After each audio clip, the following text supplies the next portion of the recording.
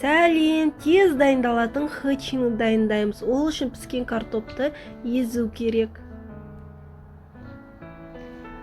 Кейіннен оған сүзбе, яғни творогты қосамыз.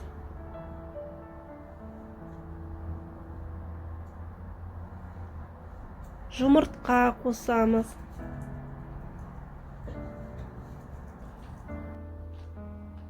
Дәміне қарай тұзды қосып, жақсылап араластырамыз. Кейіннен оған ситадан өткізілген ұн қосамыз.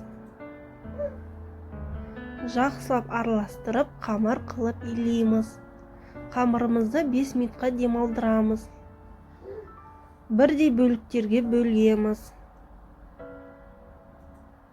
Менде 4 бөлік шықты. Табаға байланысты.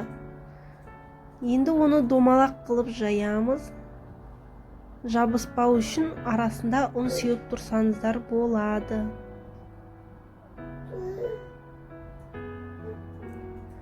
Ыстық құрғақ табада пісіреміз. Алдымен бір жағын, кейіннен екінші жағын.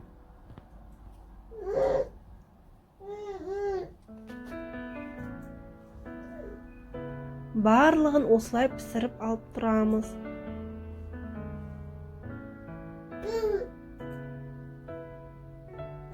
Піскеннен кейін сары майды жағамыз. 4 бөлікке бөлеміз. Хычины дайын. Ас болсын, міндетті түрде жасап көріңіздер. Өте күшті, дәмді шығады. Сіздермен бірге болған Зухра Алдияр.